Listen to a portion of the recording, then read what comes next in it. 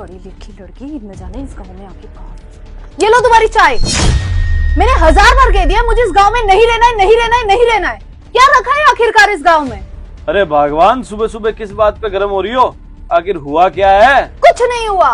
मैं पढ़ी लिखी लड़की तुम्हारे चक्कर में यहाँ इस गांव में आकर धूल झोंक रही हूँ। आखिर हुआ क्या है? ऐसा क्या बवाल हुआ? चिढ़ क्यों रही हो सुबह सुबह? तुमने कहा था कि शादी के बाद हम लोग शहर में जाकर रहेंगे, और आज शादी को 6 महीने हो गए, तुम भी यहीं पड़े हुए हो और मुझे भी यहीं पर सड़ा रहे हो। अरे शहर तो चले जाएं, मगर यहाँ गांव में माँ बाबूजी का ध्यान कौन रखेगा? इस उम्र में माँ बाबूजी अकेले रह जाएंगे गांव में। वो सब मुझे नहीं पता। शादी से पहले तुम्हें झूठे वादे करने नहीं चाहिए थे, और अगर किए हैं तो अब तुम्हारे माँ बाप की सेवा तुम जानो। मैं किसी भी हालत में यहाँ नहीं रहूंगी, मुझे शहर जाके ही रहना है। देखो, शहर जाना तो होता रहेगा, मगर मेरे माँ बाप के खिलाफ मैं कुछ भी नहीं सुनूंगा। और फिर भी तुम्हें जाना है तो अभी जाओ अकेली। अरे अरे, गुस्सा क्यों हो रहे हो? मेरे कहने का मतलब वो नहीं था। मैं तो ये कहना चाहती हूँ कि इस गांव में मेरी डिग्रियां बर्बाद हो रही है। मैं शहर में जाकर कुछ नौकरी करना चाहती हूँ। अरे मान लिया तुम तो शहर में नौकरी कर लोगी, मगर मैं क्या करूंगा शहर में? यहाँ अच्छी खासी खेती है, अच्छा खासा पैसा कमा लेता हूँ, शहर में निकम्मा हो जाऊंगा। अरे तुम भी तो पढ़े लिखे हो, तुम भी नौकरी कर लेना। मैं भी कमाऊंगी, तुम भी कमाओगे, खुशी खुशी घर गुजारा चलाएंगे हम लोग। खुशी खुशी, वो भी माँ बाबूजी के बिना? सोचा है कभी कि माँ बाबूजी हमारे बिना कैसे रह पाएंगे, या फिर हम दोनों माँ बाबूजी के बिना कैसे रह पाएंगे? वो सब मुझे नहीं पता, मुझे शहर जाना है। अच्छा, जब तुम्हें समझ में ही नहीं आ रहा और तुमने जिद पकड़ रखी है तो कर लो बैग पैक तुम्हारा और मेरा। चलते हैं थोड़ी देर में शहर के लिए। पक्का ना?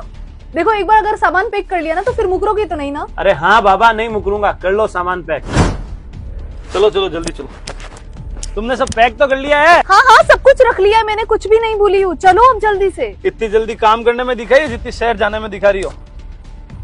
अरे जीजा जी नमस्ते।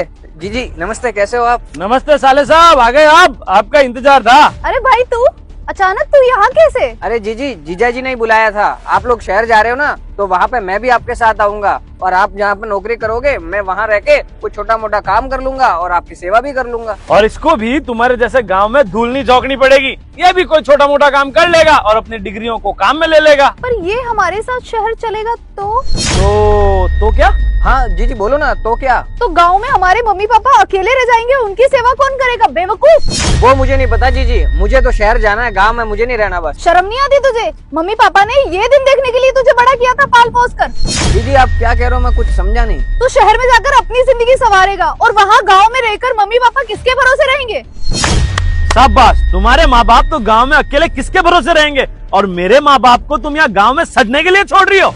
तुम्हारे माँ बाप के प्रति तुम्हें तुम्हारी जिम्मेदारियां याद आ रही है क्या? मेरे माँ बाप के प्रति मेरी कोई जिम्मेदारी नहीं है? ये दोहरे मापदंड कब तक चलेंगे लड़कियों के? ये आजकल आम तौर पे होता है। खुद के माँ बाप की तो जिम्मेदारी बिल्कुल अच्छे से याद रहती है, पर लड़के के माँ बाप बोझ लगने लग जाते हैं। आखिर ये दोगलापन कब तक? जयराम जी की।